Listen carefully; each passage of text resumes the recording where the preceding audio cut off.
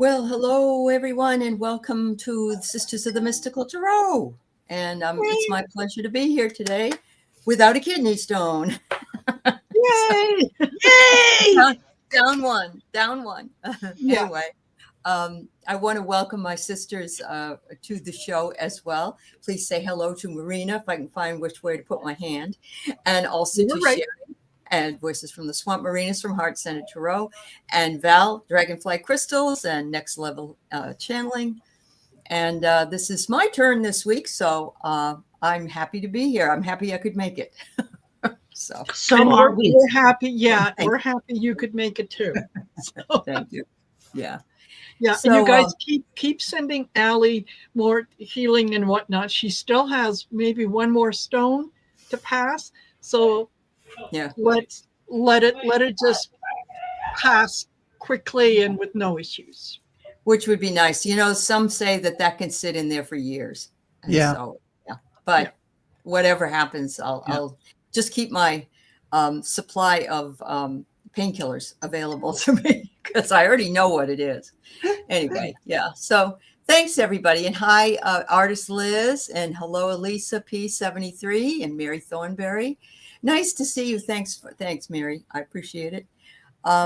Yeah, so I'm just waiting for a few more folks to come in.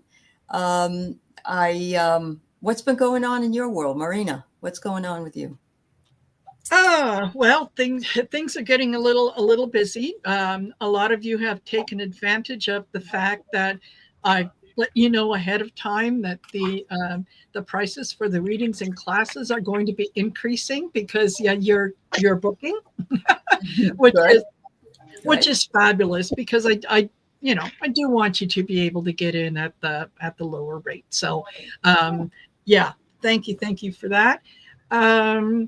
What else is happening? Well, tomorrow, besides Messages for Lightworkers with lovely Val, I'll be at 7 p.m. I'll be doing a show with Cleo, and it's going to be the kitchen table issues. Oh, good! Yay! For quite some time, so we'll be able to do that. On Friday, I've got Story in the Cards with Aley, and also the wonderful Linda G is going to be joining me at 3 p.m. Mountain Standard Time. Oh, okay.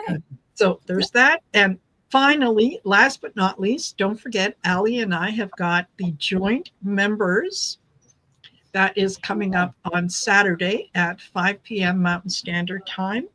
I think it's going to be fabulous. I'm really, really looking forward to it. And those of you that are members, if you have not gotten the link to the Zoom, get in touch with Aley or get in touch with me, and we can get it to you. So I just posted the members link today for members only with the way to get to Zoom. And some people are saying they cannot come, so I will tape it, and you can see it afterwards. YouTube. Yeah. And Marina will have to. Yeah. And last but not least, Saturday at 8 p.m., the lovely Trish James is going to be joining me, and we're going to be doing some readings. So good. Looking forward to that. Yes. That's it. That's it in my world. In your world. All right. Miss Val, what's going on with you? Oh, well, I get to be, besides Messages for Lightworkers with my lovely co-host Marina on Thursday. On Friday, I'll be on the Cool Crone with Colleen doing personal readings. Yay! So, yay! At 4 p.m. Pacific time, 7 p.m. Eastern time. So I hope you'll join me for that. Very good. Yes. And Miss Shari? Well, Friday, I will be a guest on Danny Shay's channel. I don't know if we're going to do a live or a pre-recording. I told him whatever he was in the mood for. I'm good with either. But yeah, it kind of caught me off guard. He sent me an email last week and said, "Hey, let's do another show." And I'm like, okay, you got it. So Saturday, let's see.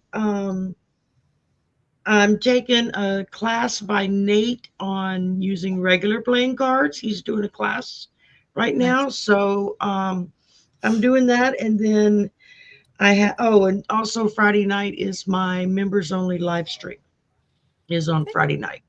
And that'll go out probably tonight. I'll post all of that out tonight.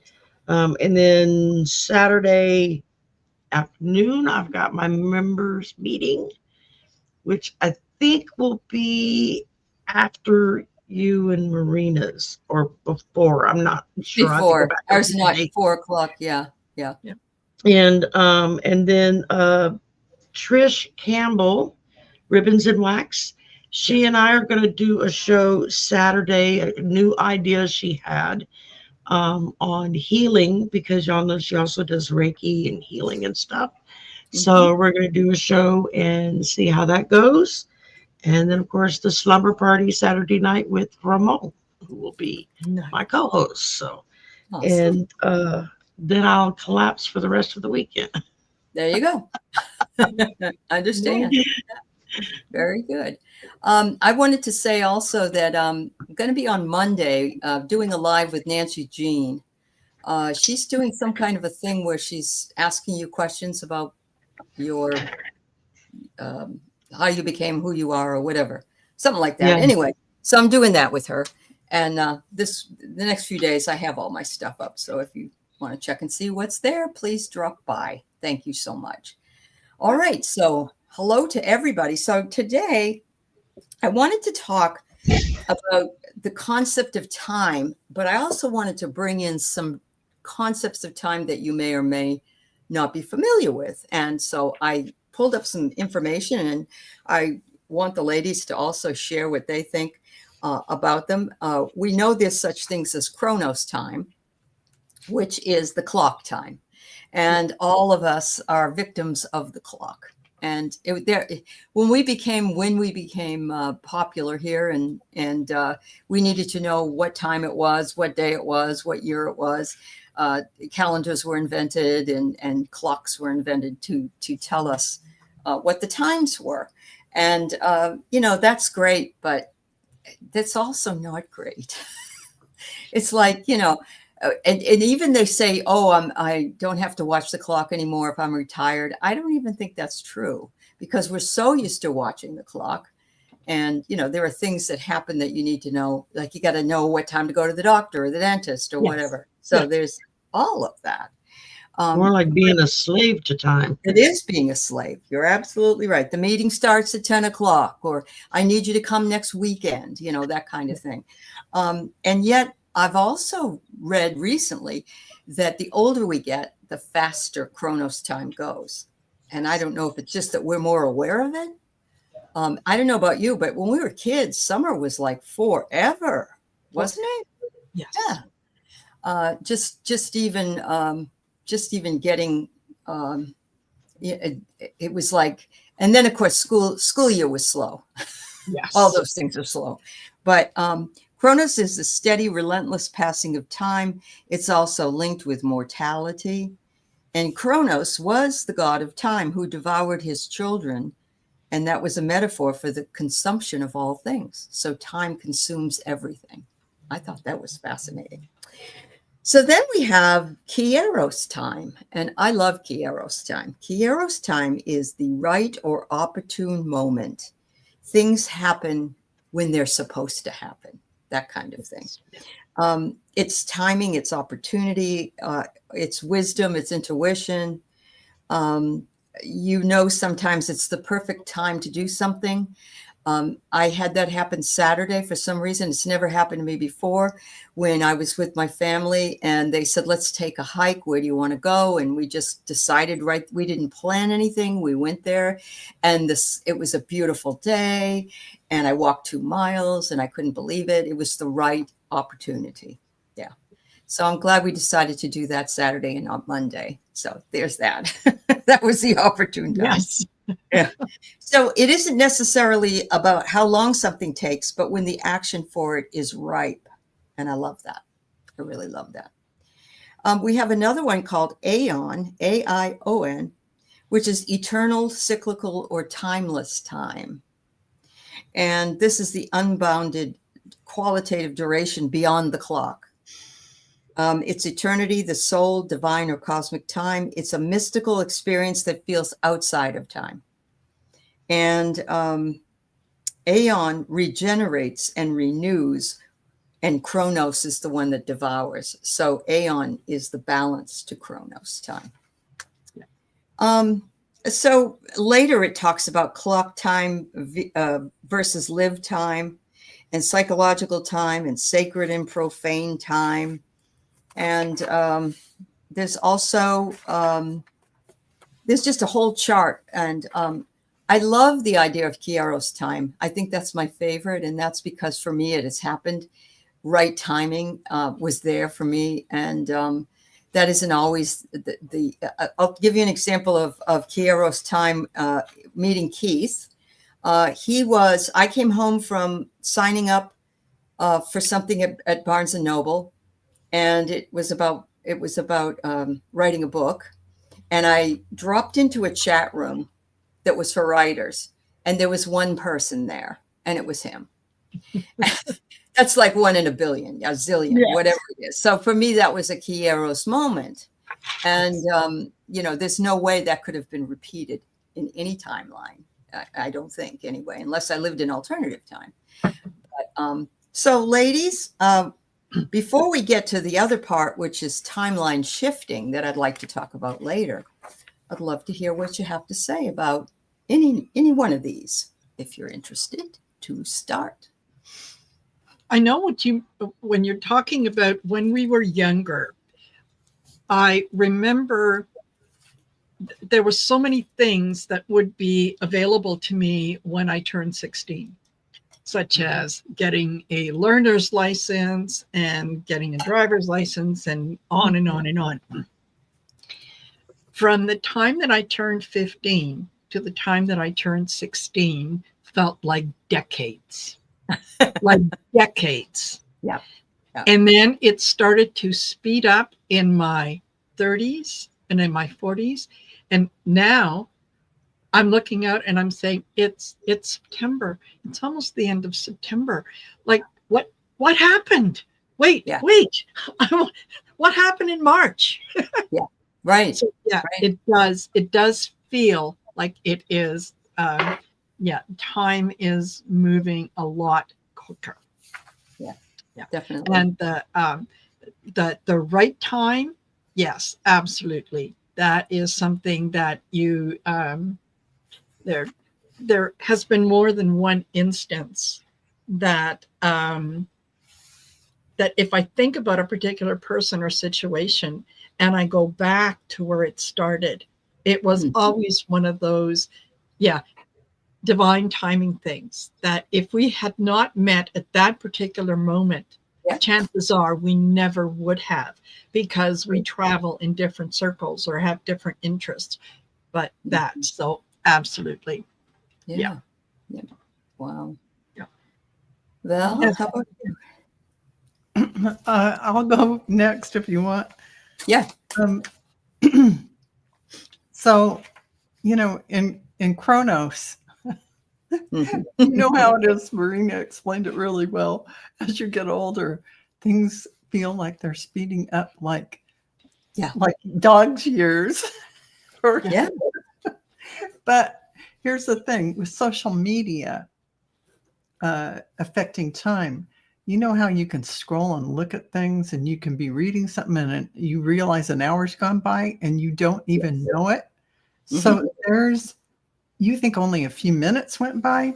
So there's a shortening because I really looked at how social media and the internet affects Chronos, and it really does feel like that. But when you get the notifications, the pings, and I'm thinking about the young people, because their sense of time when you had summer vacation, it felt like 3 months, 5 months, half a year in your childlike mind. But nowadays, everyone has a different sense. So with notification pings, it chops time into tiny little segments. Chop, chop, chop. But the other thing that is happening is there's an acceleration of time for everyone because trends move fast. And what is new becomes old in a few hours. This speeds up the sense of time. Why does a child not realize time as it's going by with Chronos? It's because they aren't looking at the clock. They don't care. They're out playing or doing whatever they're doing. But now, because of social media, and you know our kids are on social media really early, it's like time stamping this. And especially when parents are really scheduling their children. Oh, it's your swimming time. Oh, it's your sport time. Oh, it's your, that chops their time right into they're becoming chunks. Yes. So with all of that having been said, time is morphing. Time is morphing anyway. So, you get that sense of being out of time, like time isn't linear.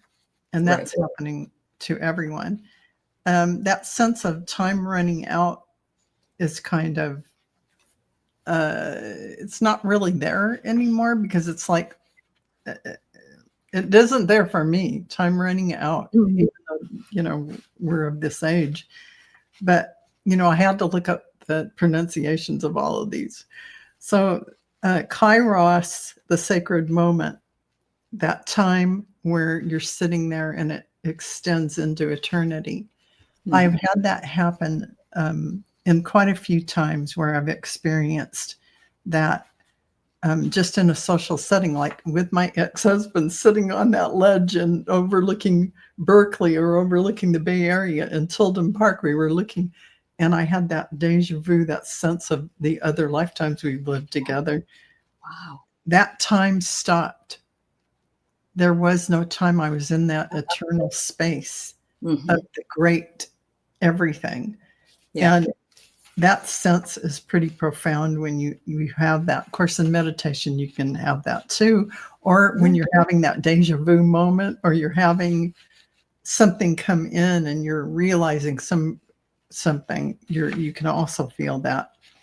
And that eternal time, that it's actually ion, the timeless backdrop, the soul's time. It's cycles, renewal, infinity, and outside of time. So while we're in Chronos, we seem to be slipping into these warps of ion, where we're in that timeless space. Other things are happening where you're out of those cycles. You're outside of time, watching it. Like when my husband came down, and I had a whole conversation with him, but he was still in bed, up in his bed, asleep. He had not gotten up. I had a full conversation with him, and I could hear his cereal bowl. I could hear him in the kitchen, but it wasn't him. I went up an hour after that, and he was still laying in bed. And I said, "What are you doing back in bed?" I haven't been up. So I love that. That's awesome. So these are those things that happen, and I think a lot of that is going to be happening more and more. But I really look at Chronos as really shifting itself and what it is to us. It's not the same anymore, and it's almost disintegrating in its construction, in its grabbing of us and holding us tight to it. It's not the same anymore. So, Shari, what do you think? Well, with me, it's very much it's the Chronos. Things seem to be speeding up. It's like I wake up and it's mid-September, and I'm thinking it was just February yesterday. How could it be mid-September today? It's like, where did spring and summer go? It just went right past. Summer always goes too fast. Just like it's just like I know Christmas is coming, and I'm going to blink, and it's going to be after Christmas, and I'm going to be like, well, when the hell did the holidays happen? I mean, it feels like I can't catch up with where I need to be in the time slot that I'm located in. It's like, how can I get here? I didn't get any there done. It's a weird, almost like a time shift or a time jump or a timeline jump. I know a lot of us experienced that back in November. We felt like the timelines jumped, and we were all like, what the hell happened? And when it comes to that other I forget which one you called it, where just things just happen.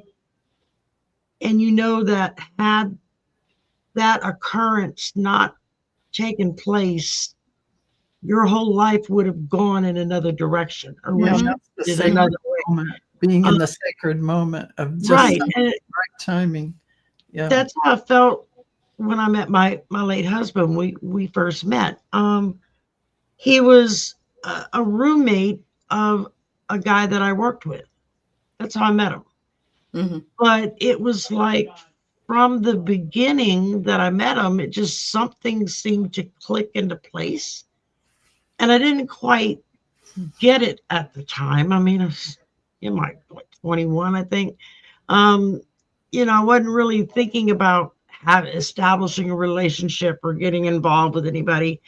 And it just little things kept happening between us that kept clicking us back into this slot.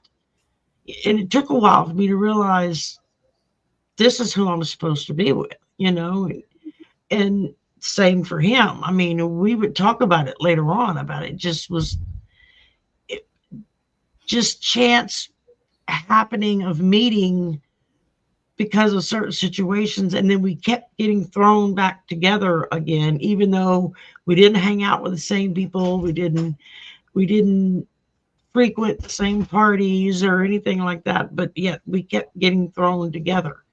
And it took a little bit before we realized, okay, we're being thrown together because we're supposed to be together. And just other things. I know when my mom got real sick, it was kind of strange because I would see her, and I know a lot of it had to do with the dementia, but it would be like she would go along and then she'd go to bed and sleep, and she'd get up the next morning, and it was like she'd lost a whole chunk of herself, of lost time for her, things that she didn't remember, things she could no longer do. And it was really kind of soul shaking, because it was like, what a horrible way to spend your later years when you keep having your time and your memories stolen from you. That's how it felt to me, like it was being stolen. And so I would have to say that's probably one of the few things that I worry about is I'm going to be just like that when I get older. But look, Shari, I just wrote this because it's memories are what keep us tied to time. Yeah. And right. when we can't remember things, it's thievery. It's thievery not only for your mom, but it was for you and for all those in your lifetime. Exactly. Suddenly a question would come up about a certain relative or about something happening. And the person who would always know the answer and be able to answer that question, that was gone now. And so we would lose a piece of our and that family makes history. Our memory makes us who we are, because if we didn't have that reference point, we in this now moment would have a blank slate. Think of it like that. Yeah. And we can't start adding to it because it's not going to stick anyway, right? Yeah, exactly. Wow. So I mean, I'm sure I've experienced the other types that you talked about. I just can't think of anything at the moment to put to it. That's all right. But I would say, I know just with regular time and timelines, it's like my whole life revolves around alarms going off. It's time to do this. It's time to take this pill. It's time to take that medicine. Okay, it's time to go to lunch. It's time to go back from lunch. It's like everything is just very regimented, and when there was a time when I never looked at a clock. I didn't care what time it was. It didn't matter to me. I had that freedom of kind of living that life. And while that was great and fine to a certain extent, it was also kind of, I don't know how to describe it, not really free floating, but just like you just weren't anchored to anything. You just kind of just floating, and they're not anchored to any one thing. And so I almost think, Shari, we're geared to associating a time with something because we have to be productive. It's like when we're free Right. floating, Yeah. there's a Yeah. sense. Like I said earlier, it's like it's like we're Yeah. chained to time. Yes. We have to get up at a certain time and go to work at a certain time and go eat our lunch at a certain time. And Well, have you ever been like somebody say, let's hang out together Saturday? And then you get over there. Well, what do you want to do today? And it's like, what do I want to do today? It's like, Yeah. oh my God, I have the whole day. Yeah. yeah, exactly. Absolutely. That's- Karen, you're right. Yeah. The weird feel of time is our past and future. Mhm. Yeah. Mhm. Yeah. Yeah. That's awesome. Colliding with the present. Yeah.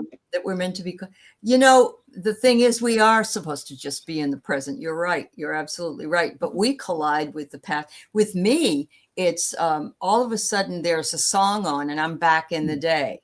Yeah. Yeah. And that happens to me all the time.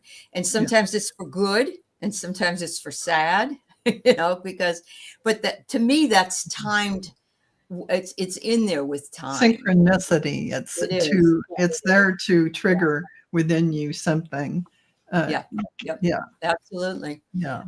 Mary says, for those that work, do you notice the last hour is much longer than the first hour for those waiting for the clock out time? Absolutely. Yes. Absolutely. Oh, yes. Yeah. Yep. I agree. I really agree. When I taught in class classes, I would have the whole hour all filled up, my first hour, and I'm supposed to teach for 2.5 hours. Oh, gosh. I don't have anything to say after that. Yeah, And everybody else is like, yeah. oh, I barely get everything done. And I'm like, you got to be kidding me. Yeah, Because that would be hard. I'd be like saying, study, read your books now. Yeah. See, it's just like that with me at work, where if I don't have any set things that have to be done in a certain time period, it just tends to float along the course of the day, no big deal. But if I'm on a deadline for something, or if there are reports that are due by a certain time that day or a certain day that week or something, you become very, very conscious of every minute ticking by, especially when you get interrupted from doing that thing. And then you're watching the clock going, okay, I have to get this finished in 45 minutes. And you standing there just jibber jabber, go away, and you don't want to be rude, but at the same time, you're sitting there looking at your watch going, okay, it's time for you to move along. I got things to do. Right. And so it steals that moment of building that relationship with someone who's just standing there jibber jabbering. Right. Because they're not under a time crunch. They're the one that's some people aren't. Or some people, have you ever noticed also that the ones who are supposed to meet you at a certain time are late all the time? And and I heard that was because they want attention. That's what I don't even know if that's true, but I always am too early. I've always been too early. My daughter is always too late. And, I'll look at the clock and I'll say, we got to hurry up. Why? We don't have to be there for another 20 minutes. It's like, yeah. And it's going to take 30 to get there. That's right. Yeah. I always think that when someone isn't respectful of my time, I'm not overly anxious to give it to them in the future. I understand. Yeah. So there have been times with people that, I understand, maybe there's an accident on the road, anything could have happened. I will wait a reasonable amount of time. And if they don't show up, I leave. And it's like, oh, well, what happened to you? Well, we were meeting at 5:00. I waited till 5:30. I didn't hear from you. So I have students do that all the time for Zoom meetings. Yes. I'm sitting here, it's only going to be, I'm waiting 10 minutes. Yeah. That's more than enough time for you to be, because I know shit happens. I know you have to give yourself a time, 10 minutes, 15 minutes, and boom, you're out of there because Yeah. You're not going to waste that much No. of your time. Yeah, I know a lot of our faculty, they'll allow 5 to 10 minutes from the That's it. start of class for Yeah. you to come in. And Yeah. if you're not in that door and in your seat You're not getting in in. that time port, you Yeah. know, they get up and go lock the door, and then you can't get in. That's Yeah. right. Yeah. You know, They're holding and when disturbing you, the class, and Yeah. I do want to circle back to one of Val's comments about social media, Facebook in particular, let's say. What surprises me is that I will get a memory come up, because that's what Facebook does. Yeah. 11 years ago, you were this, or this dog, is this a picture of your dog, or this or that? And it blows me away because it does not seem like it was 11 years ago. Yes, that's true. Yeah. Yes. Yes. Yeah. That is true. I mean, my sense of how long something is Yeah. really distorted. Yes. Yes. Mine is exact. My son this weekend, I said something about, we had all met up for my 60th birthday in Maui. And I said, yeah, that was 10 years ago. He's like, oh my God. What? It was what? Because, he's already 40, so, it seems like just yesterday, but yeah. It's amazing. That's true. That's amazing. And why is that? Why is it like that? It ticks Has it away. always been like that? Has it always been like that? As you age and you look back, it feels like it's still I think it present. only happened back then. That way, say you were sitting down with friends or relatives, going through a picture album. Yeah. Oh, you remember when this party, or oh, you remember when this and that and the other happened, or when we went here and there. And now you have things like Facebook and Google Photos and all that will send you every day a series of pictures from 5 years ago, 10 years ago, 15 years ago, just whatever runs in their algorithm, and you get it and you're like, oh, that wasn't 20 years ago. How could that was just yesterday? Or you see someone who has just had a little kid and they put the picture of the baby coming home, and then the next thing they're 8 or 9. Yeah, exactly. Right. Yeah. Or you get their graduation invitation and you're like, right. graduation for what? I have to ask it because it just, in 2020, a majority of us that are here sat at home most of the time. Yeah. And I wonder if you felt that it was slow then, or, I know it's a while to think back to, but, I enjoyed it every day, every single day. I thought was wonderful. That's a really good question because, I have a lot of days off even now. And I sit around and I just do things I really enjoy. And I'm just enjoying myself so much. And I don't look at the clock at all. And I don't even know what day it is sometimes. But back in like 2017, 2018, pre-COVID,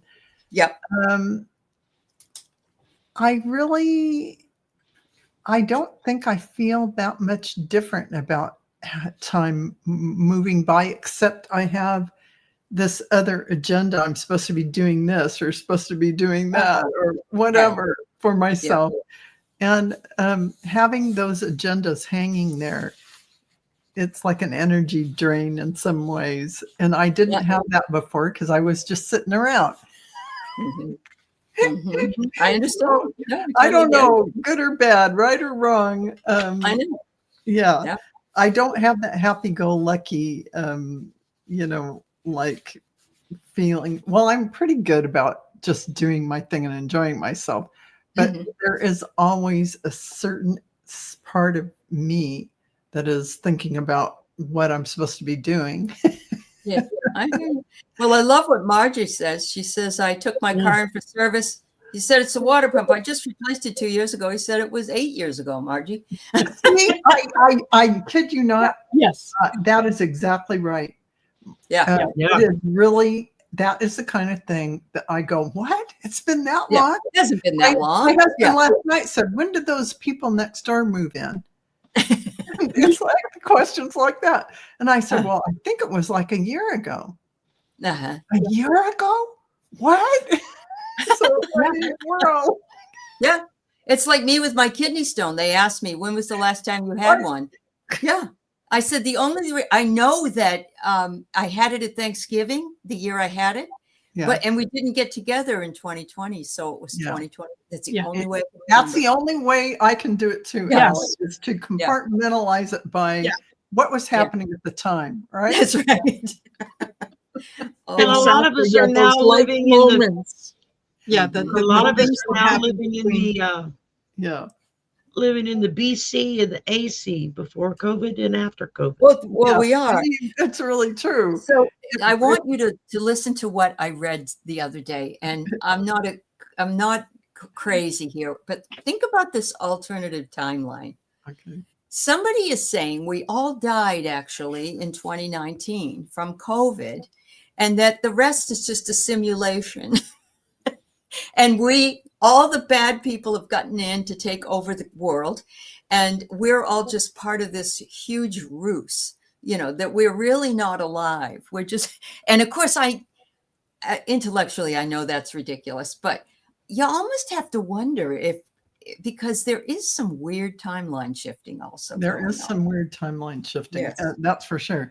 Well, if that was the reality they're creating in their mind, then for them, it really is the reality they're in, and it exists for them. Yeah. And so as for my reality, I really would rather think this way, that, we're here for this fun experiment of being awakened while we're here in the body. And so basically that is us remembering who we are while we're still in this physical vessel. So that's the big trick. But there's been a lot of shifting since then. There's so much shifting. It's like you can't predict what's going to happen 10 minutes from now. It's all morphing, changing, morphing. Yeah. Just this morning, I listened to a video, a girl that I listen to sporadically when she comes on, and she was talking about her daughter. One of her daughters had a school assignment of interviewing somebody who was here during 9/11. And what do you remember from that day? What was your experience? And so the daughter interviewed her, and then later on went and interviewed the dad, and to get both of their stories. And then the assignment was to take those two interviews and rewrite it as if it was her going through that day, and then sharing it with whoever she interviewed to see how close she was paying attention, I guess, to.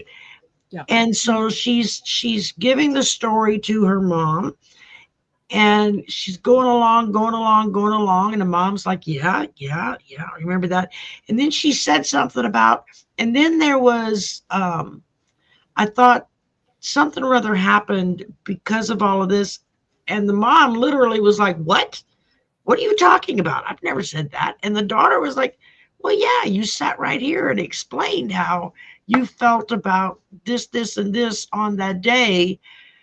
The mother has no memory of not only not saying it, but of ever experiencing that. So that's either you flipped a timeline, flipped a switch somewhere, or the Mandela effect. I don't know which, but that's kind of the thing. It could be that Mandela effect of switching to a different timeline for sure. Yeah. But she was just floored. I know that there have been instances in my life that if I try to go back and remember a specific time, I can't.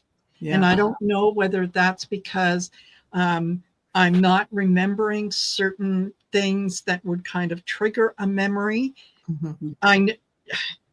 I know that I survived those times because I'm here. And I know that those around me survived them because they're here.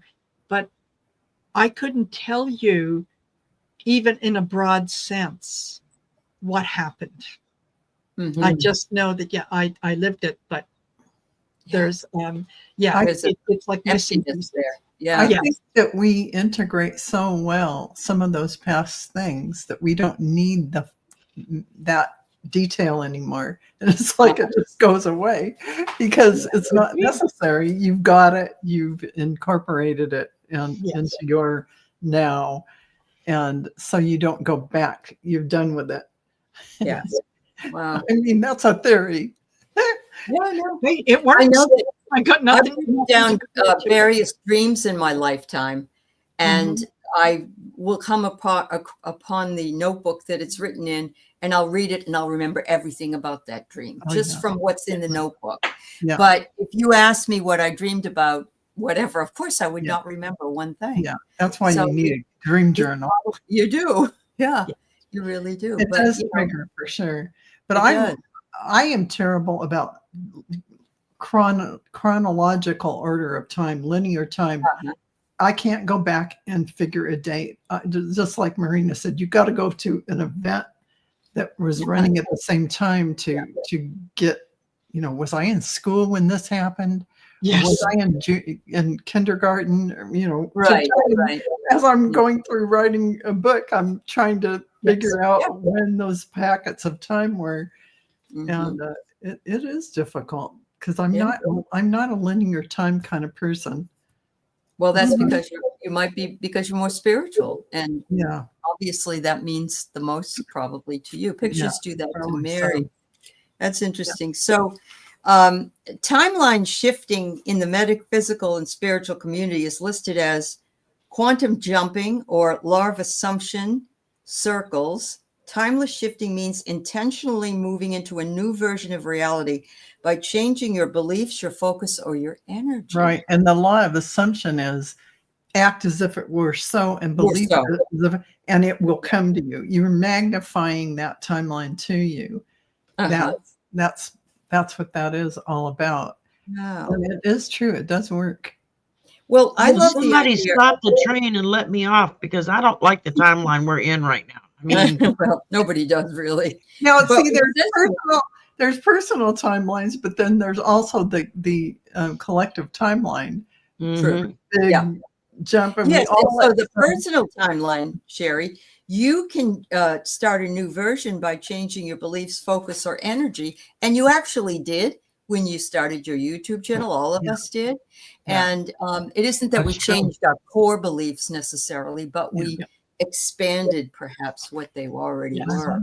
Aley, that's a really good point. And that's another way to look at how you shifted something. What are you doing now versus what you were doing 2 years ago? 3 years ago?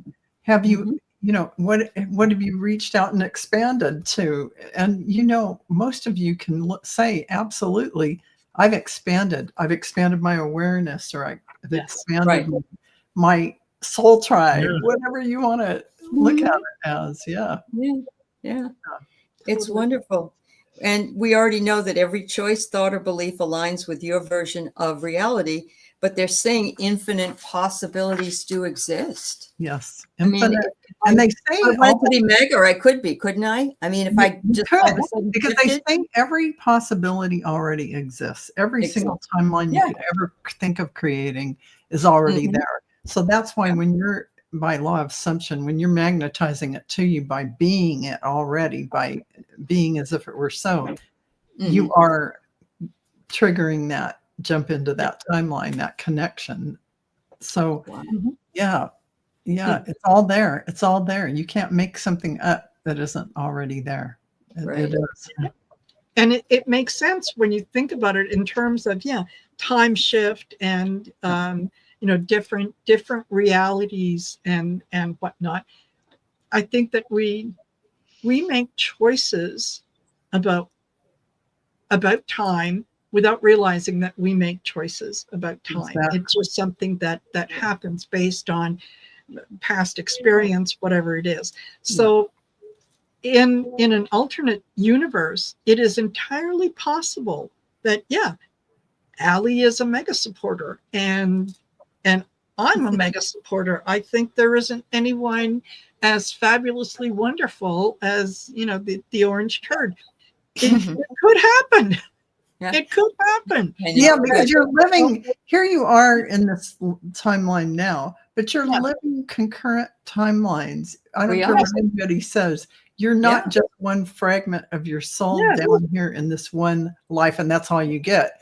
You're projecting down into all your lifetimes simultaneously. Now, boom, it's happening. So it's hard for us to grasp that because we have the set up linear time to really frame ourselves and understand where we are and where we're going. So I want to throw in another little wrench here. Okay.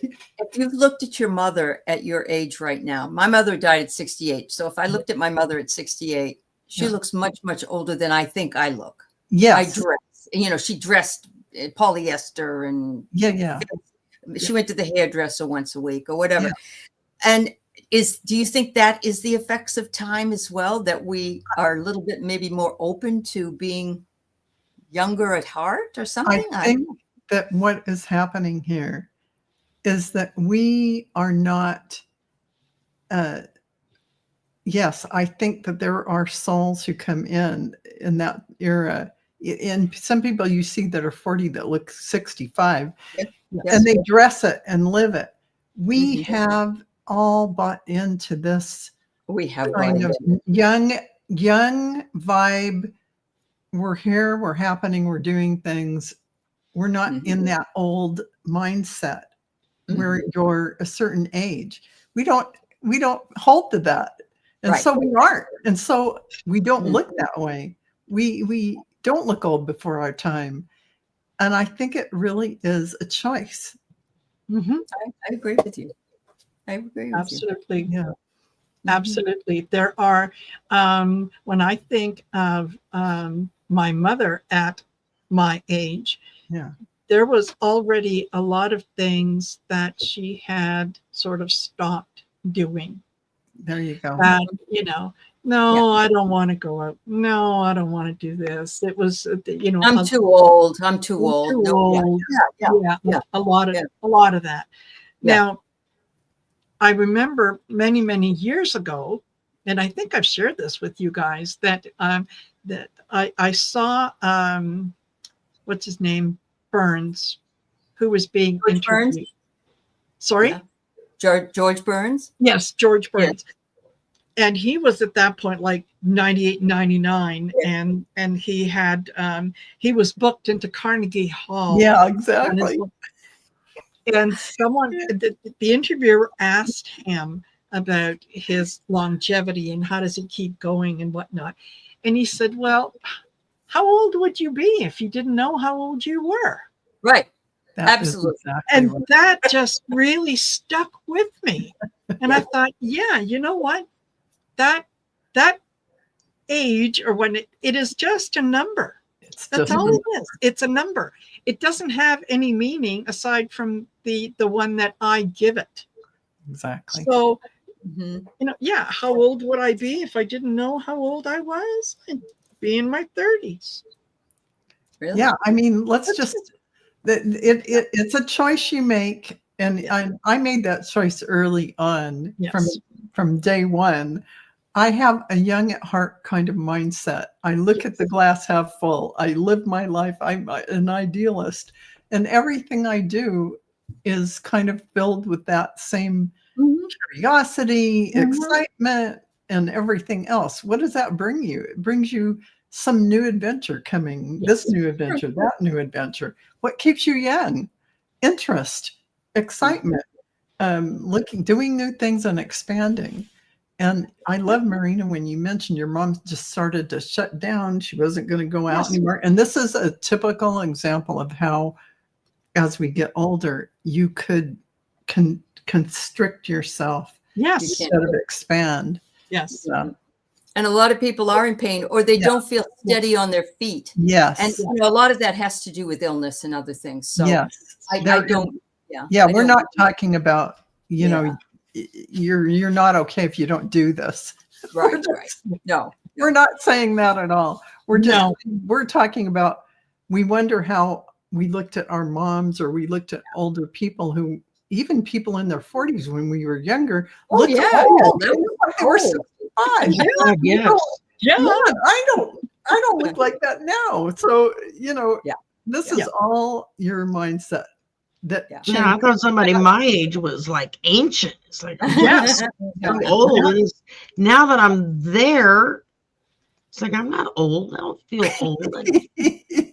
I mean, I have aches and pains like I'm old, but my brain says you're 20. Yeah, Yeah. exactly. Do what you want to do, you know? Yeah.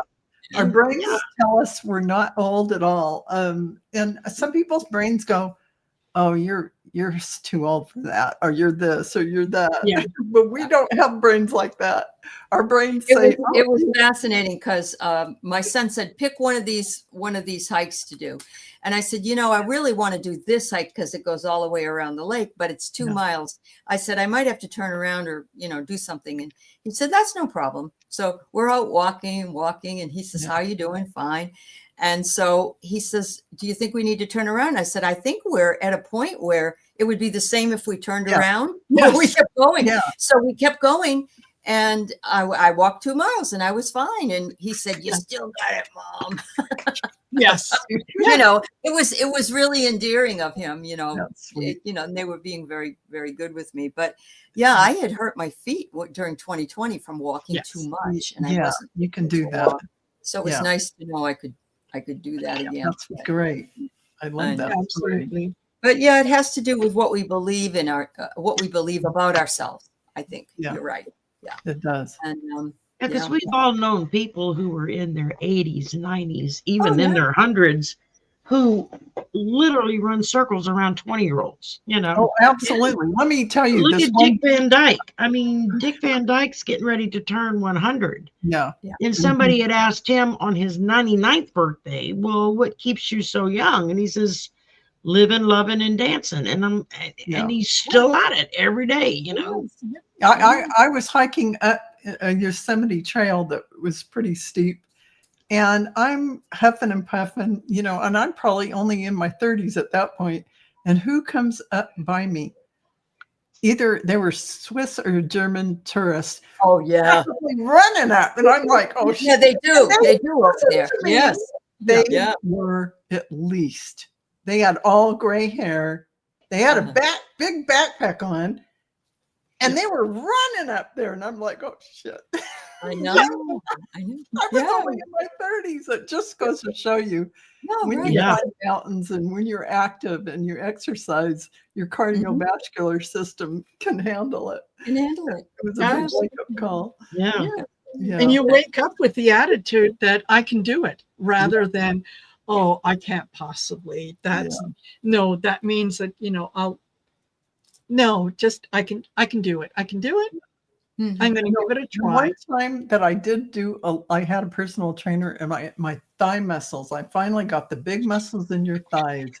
I got those exercised. Then I went up that same hike, and I could practically run up, because that's what oxygenates your body. Your strong and powerful core, which includes your thigh muscles, which we sit a lot, so it doesn't get that much exercise unless you do squats or lunges. I think in a lot of ways I've aged faster since my injury, because it limited me in what I could do, because I used to be very, very, very active, and now I think about something and I'm like, oh, it's just around, I could walk there. And then I have to think about it and think, no, you used to could have walked there, but not now. Yeah, you used to could. Yeah, I used to could have done that. I have to stop my husband and go, I can't do that anymore. Yeah, I have to tell my husband, honey, you can't, he thinks he can go do things he could do when he was 25. And I have to tell him, honey, you shouldn't put yourself in that situation, because he can hurt his back, his neck. Hurt yourself. Yeah, you got to be careful. Yeah. Sure. So to close up this conversation, this has been wonderful, ladies. Thank you. Yes. I would like to know how people feel about running out of time. There are people that will say, well, my daughter asked me to fill out some stuff when something happens to me, of course. And I'm putting it off because I think I have a lot more time, but really, how do I know? Because I could be running out of time. That's kind of what I'm wondering about. Have you come to that age where you feel, or anybody here feels as though we only have, and we don't know how much time we have because we're not told that, and we don't know that. You But the know, idea of running out is interesting to me. it is interesting. And, you know, I have to say that I don't have a sense of time running out, because I think it's because we expand ourselves to understand. We transition to the spiritual body, the energetic body. It's not even a time that stops. It just, you change form. And so I don't feel like if it happened today or it happened tomorrow or it happened, 10 years from now or 20 years from now, I would still feel the same, that it's all going to happen when it's supposed to. And I don't Can't really plan on it. So yeah. I don't feel a time constraint on it. I guess that's what I'm saying. Yeah. And Sure. I mean, for those who are living, it is good to get your paperwork in order so that things don't have to go through probate and all of that silly stuff. But other than that, no. I have visions of myself in my late 90s being that Sophia character. Yeah. Where it comes out of my mouth. I don't care. It is what it is. And that I still see myself as being active and contributing to society and doing your thing. And so do I. I mean, if I'm going to be honest with you, I see myself in 10, 20 years still doing whatever I want to do, whatever I'm doing. That's a good way to feel. Enjoying myself. And so I do have that outlook. But, I never look at time running out. Yeah. This is an interesting comment. Thank you, Iron Fire Horse. Yeah. You've lived in a wealthy place in Canada. Being wealthy from birth makes a huge difference. It does. I'm sure it does. They still ski in their 90s, and there are many centenarians there. And I know in other countries, people eat differently and live to 90, 100, whatever years old. But I agree. If you have the luxury of having the money to do the things you need, to have the things that you need, that does increase your length of the stay that you will have. Well, it's like, of course it does. I It saw gives that you more specialist. access to medicine. It gives you more access to good quality Yeah. food. It gives Right. you more access to good quality housing and so on. So absolutely. It's Minus very the much- stress of being able to pay the bills. Yes. Yeah. It's too much. The stress I've been there. will do it to a It lot will. of us faster than anything else. It's like when I saw the specialist this afternoon, and we were talking about this, that, and the other. And I said, I'm only 64. And he says, I'm not far behind you. And he looked 20 years younger than me, and I'm like, okay, I'll buy that. So I said, as far as I'm concerned, I said, I still plan on being here in my 90s. I said, right now I'm counting time just to make it to my 70s so I can retire with full benefits from everything and be able to afford to survive when I retire. But I got to push through these last 6 years to get there. And he's like, well, what do you think's going to happen? I said, I think I'm going to get there, and then I'm going to sleep for the first year afterwards, and then I'm going to do whatever the hell I want to do. And he's like, well, that's a plan. So, Wow. Exactly. Absolutely. And Well- you should rest after you've been out in the world working. You need that. since I was switch. 12. Yeah, there you are. And you need that downtime We to do. We all need it. to readjust. Yeah, for sure. Totally. We need the time. We need the time. Thanks for being here with me, ladies, today and talking about this, what I found philosophically interesting. And I see that you had a lot to say as well. And thank you. And thank you to everybody who also was talking in the chat and giving us what you were thinking about. We certainly appreciate you very much. And next week, we'll be back with Marina. Yes. Next week, we're on my channel. Okay. And don't forget to like, share, and subscribe to Aley, to Shari, to Val, to me. Yeah, go to our YouTube channels and subscribe from there. Please. Thank you so much. Please and thank Thank you. you, ladies. Love you guys. Bye. Bye-bye, Bye, everybody. everybody.